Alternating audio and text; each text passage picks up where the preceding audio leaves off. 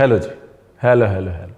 तो जी नमस्कार, मैं रणवीर बरार और नई नई कमीज पहन के मैं हो गया हूँ तैयार और आज बनने वाला एक फ़र्स्ट क्लास शामी कबाब मेरे यार। इसलिए मिलिए म्यूज़िक के उस पार, आइएगा ज़रूर, वरना एक बहुत अमेजिंग रेसिपी मिस हो जाएगी मेरे यार। Rolling and action.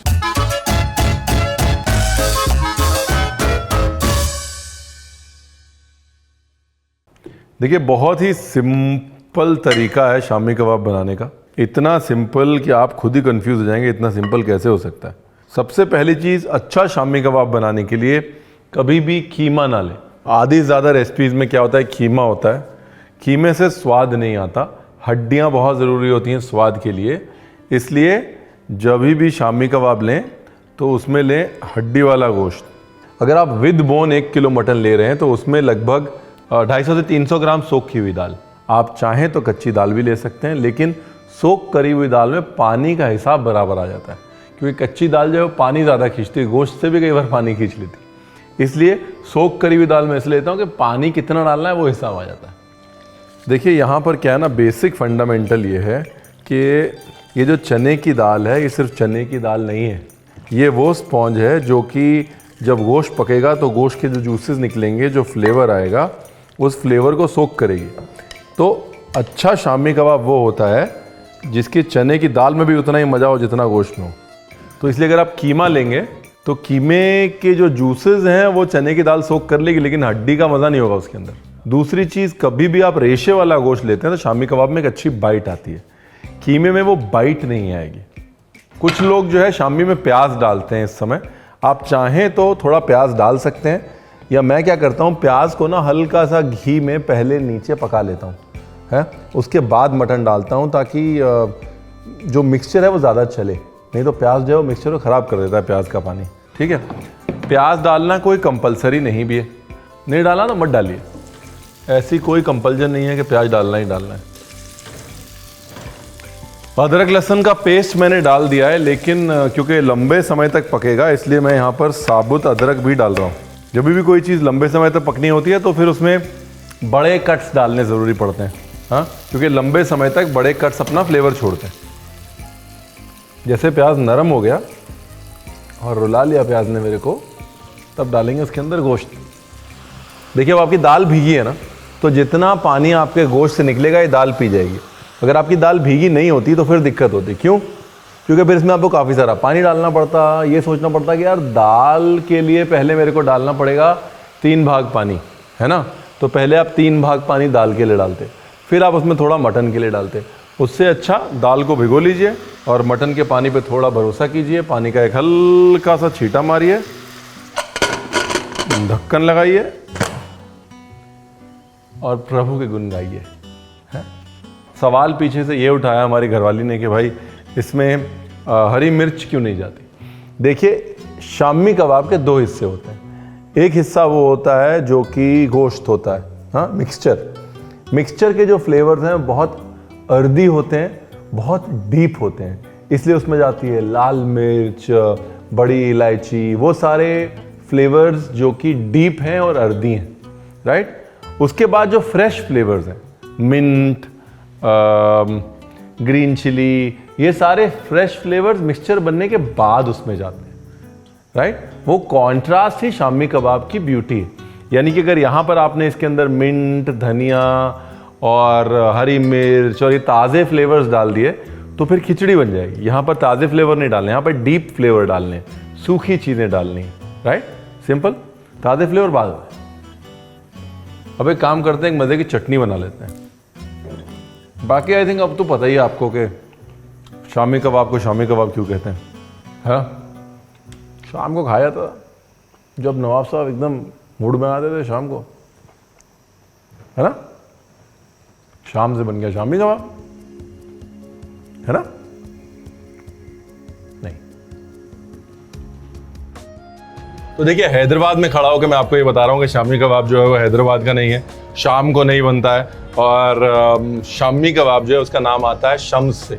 शम्स जो है सीरिया का नाम है, आज भी सीरिया को अल शम्स कहते हैं। और क्योंकि शम्स से यानी सीरिया से एक कबाब चल के हिंदुस्तान आया, इसका नाम शामी कबाब इसलिए पड़ा। तो इसलिए अगर आप कहीं पर भी अल शम्स देखें या शामी कबाब देखें तो उसको शाम से कनेक्ट ना करें, सीरिया से कनेक्ट करें। And the old Syrian kingdom in fact is one of the oldest civilisations in the world. वो कहानी कभी और सुनाएंगे। Thank you. अब तो आपको पता ही चल गया ना कि शामी कबाब क्यों कहते हैं। तो फिर एक बढ़िया सी चटनी भी हो जाए। चटनी के लिए आपको चाहिए वॉलनट्स। इसी वॉलनट में डालिए सॉल्ट, ताकि वॉलनट एक तो भुन जाए, दूसरा वॉलनट की वो जो होती है ना, कई बार एक पुराना होने की स्मेल आ जाती है, नमक उसे बाहर निकाल लेता है। तो अगर आपके वॉलनट कसेले हो रहे हैं तो फिर डाल दीजिए थोड़ा नमक।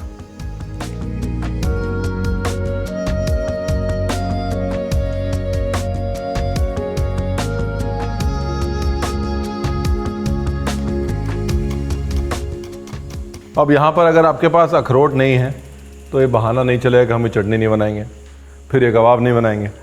अगर आपके पास अखरोट नहीं है तो मूंगफली डाल दीजिए, और अलसी नहीं है तो तिल डाल दीजिए, लेकिन बनाइए ज़रूर। ऐसे ही मूंगफली और तिल को भून के यही प्रोग्राम कर दीजिए उसका। अब धनिया पुदीना, तो धनिया की पत्ती पुदीने की पत्ती और धनिया की डंडी। ये चटनी जो है शामी कबाब के लिए बेस्ट अकम्पनीमेंट है।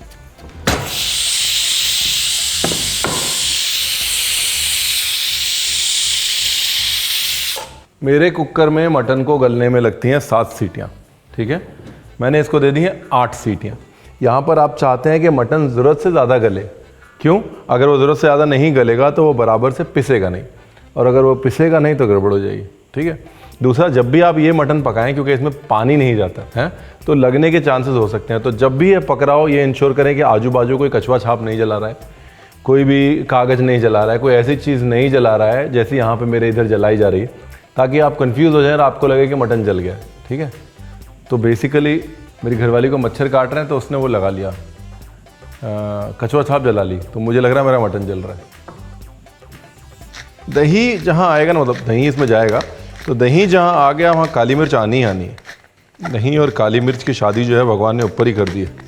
दही चाहे थोड़ा ज़्यादा ही डालिए, क्योंकि अलसी भी पानी खींचेगी और अखरोट भी पानी खींचेगा, राइट। अलसी तो बहुत पानी खींचती है, तो इसलिए चटनी पड़े पड़े गाढ़ी हो जाएगी।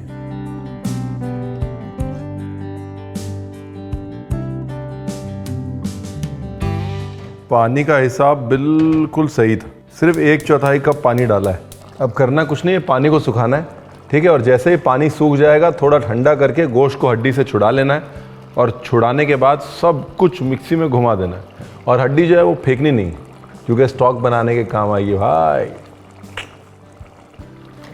देखिए क्या है ना, कई जगह क्या रेसिपी होती है कि दाल बॉईल करी अलग से डाली, मटन बॉईल किया अलग से डाला, मिक्स कर दिया, वो मज़ा नहीं है। पानी स्टॉक असली फ्लेवर उसी का है, इसलिए ये जो पानी है इसको रिड्यूस करना ज़रूरी है। दाल वो सारा पानी पी जाएगी और मोनोपोली उसी पानी की है। इस पानी को सुखा लें, दाल को ये पानी अच्छे से पीने दें, राइट। पूरा फ्लेवर इस पानी में है। इसलिए क्या करें कि जब आप मटन पकाएं, अगर ऐसे पानी ज़्यादा हो जाए तो पानी को रिड्यूस कर ले, छाने नहीं, वरना आपके पास सिर्फ मटन रह जाएगा। फ्लेवर जो है सारा वो छन के अलग चला जाएगा। आप बनाने जाएंगे शामी कबाब, बनेगा लाइक आधे फ्लेवर वाला शामी कबाब, और आप कहेंगे रणवीर आपने बताया नहीं। रणवीर ने बताया था।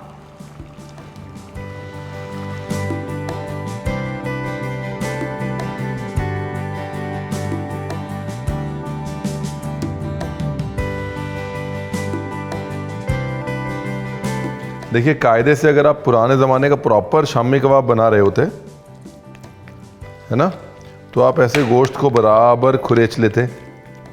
अगर बोन्स की बोन मैरो निकालनी है तो बोन मैरो निकाल लेते, उसको मैश कर लेते प्रॉपर, और फिर सिलवट्टे पे पीसते उसको, क्योंकि सिलवट्टे पे नहीं पिसेगा ना तो फिर वो रेशे उसके नहीं आएंगे। उसके बाद फिर आप उसको ठंडा करके उसकी टिक्की बनाते। अब यहाँ पर अगर आपके पास टाइम नहीं है तो आप ऐसे गोश्त हड्डी से निकाल के इसको ठंडा करके मिक्सी में पीस सकते हैं। तो हम वही करने जा रहे हैं।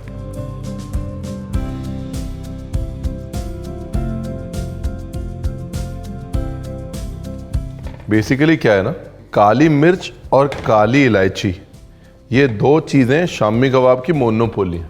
तो अगर ये हैं और अच्छी मात्रा में हैं तो 50% प्रॉब्लम जो है वो सॉल्व हो गई। अब इस मिक्सचर के साथ 2 काम हो सकते हैं। एक तो इस मिक्सचर से बन सकता है शामी कबाब और एक मिक्सचर से बन सकता है शिकमपुर कबाब, है ना। आपको दोनों दिखा देते हैं। प्याज, कच्चा प्याज जो है ना, बहुत इंपॉर्टेंट पार्ट है शामी कबाब का। कच्चे प्याज के बगैर शामी कबाब नहीं बन सकता। मैंने जो मिक्सचर बनाया है वो बनाया है शैलो फ्राई करने के लिए, मतलब बहुत ज़्यादा डीप फ्राई नहीं करते इसको। अगर आप बनाना चाहते हैं पार्टी के लिए एकदम डीप फ्राइड कबाब, तो इस मिक्सचर के अंदर थोड़ा सा भुने चने का बेसन डाल लीजिए, उससे बाइंडिंग आ जाएगी। याद है मैं आपको शुरू में कह रहा था कि हरी मिर्च मिक्सचर में नहीं पड़ेगी, क्योंकि वो फ्रेशनेस के लिए बाद में पड़ेगी। जो मिक्सचर है उसमें एक गहराई है, डेप्थ है, बिकॉज उसमें सूखे मसाले हैं, सूखी लाल मिर्च है, और उसके बाद ये जो स्टफिंग है इसके अंदर हरी मिर्च, ताजगी, मिंट, अगर ये कॉन्ट्रास्ट नहीं बनेगा ना तो इस कबाब का मज़ा नहीं है। ये जो मिक्सचर है ये अपने आप में शामी कबाब की मोनोपोली। तो अगर आप पार्टी के लिए बना रहे हैं या शामी बना रहे हैं तो ये मिक्सचर ऐसे का ऐसा ही कबाब के मिक्सचर में मिक्स हो जाएगा। लेकिन अगर आप बना रहे हैं शिकमपुर कबाब, शिकम का मतलब पेट और पुर मतलब भरा हुआ, तो यानी कि भर पेट कबाब अगर आप बना रहे हैं तो कबाब के पेट में मिक्सचर भर दिया जाएगा।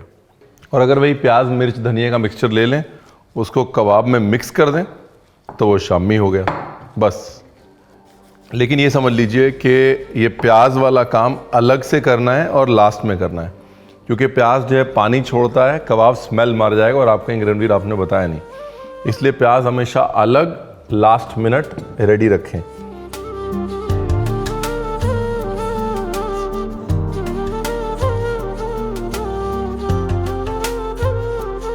ये जो मिक्सचर है शामी कबाब का, ये जो मिक्सचर है, ये मिक्सचर बहुत अच्छे से फ्रीज होता है। तो अगर आपको फ्रीज करना है तो ये मिक्सचर छोटे छोटे बैचेस में फ्रीज कर दें, बहुत अच्छे से फ्रीज होगा। जब मर्जी निकालें, थॉ करें, शामी कबाब बनाएं, उसका टेक्सचर ख़राब नहीं होगा। बहुत सारे कबाब के मिक्सचर हैं जो फ्रीज हो सकते हैं, लेकिन शामी कबाब जैसा कोई भी मिक्सचर फ्रीज नहीं हो सकता। बहुत खूबसूरती से फ्रीज होता है, बड़े अच्छे से अपना टेक्सचर होल्ड करता है। इसलिए जब बनाएं तो लॉट ज़्यादा बना लें, नो प्रॉब्लम। एक्चुअली क्या है ना, लखनऊ इतना फेमस हो गया अपने गलावट कबाब के लिए कि लोग जो है वो लखनऊ के शामी कबाब भूल गए। लेकिन अगर आप लखनऊ आएंगे तो वहाँ के जो शामी हैं एकदम मेल्ट इन योर माउथ है, गलावट से ज़्यादा घुलते हैं। एक जगह है सखावट, जिमखाना के बाहर, वहाँ के शामी कबाब मतलब दुनिया के किसी भी शामी कबाब को बीट करते हैं। देखिए हमने कर दिया लखनऊ का प्रमोशन,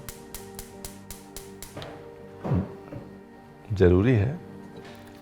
शामी जो है वो दो तरह से सेका जाता है। एक शामी जो है वो टिक्की बना के और डायरेक्ट सेका जाता है, दूसरा शामी जो है अंडे में डाल के सेका जाता है।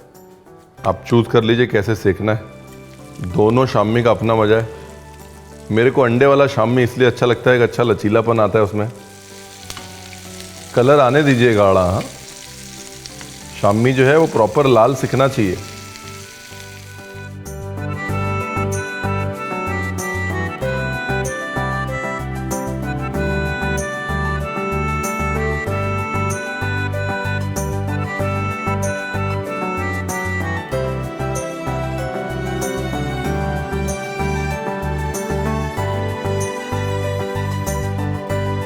तो ये है जी शिकमपुरी, जिसका शिकम ऐसे पूरा भरा हुआ है। देखिए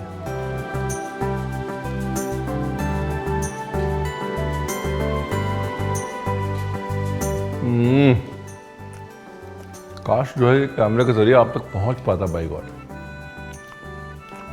कमाल का बना। देखिए कहते हैं कि अच्छा खाना बनाने के लिए अच्छी नीयत चाहिए होती है और साथ ही चाहिए होती है एक अच्छी सी रेसिपी जो आपको मिल चुकी है। ठीक है, तो इसलिए गोश्त सबके पास होता है, दाल सबके पास होती है, मौका भी है, दस्तूर भी है। इस बार जो है वीकेंड में क्या बनने वाला है, शामी कबाब या शिकमपुरी कबाब, चॉइस है आपकी। एक साथ आपको दोनों रेसिपी दिखा दी, अंडे में डिप करने वाला भी और बगैर अंडे के डिप किए वाला भी। अगर आपको रिस्क लग रहा है कि यार मेरे को तो अंडे में डिप करने वाला ही चाहिए, नरम नरम, तो आप वो कर लीजिए। लेकिन अगर आपको क्रिस्पी क्रिस्पी चाहिए तो उसके लिए अंडे में डिप मत करिएगा, ये भी बता दिया मैंने। अब मॉरल ऑफ द स्टोरी है कि जो इसके बाद भी नहीं बनाएगा ना, फिर उससे हम नाराज़ हो जाएंगे। बाकी हमने अपने हिस्से का फ्रीज कर रखा है, हमारा जब मन होगा तब खाएंगे। अगर आपको फ्रोज़न वाला चाहिए तो नीचे कमेंट में लिख दीजिएगा।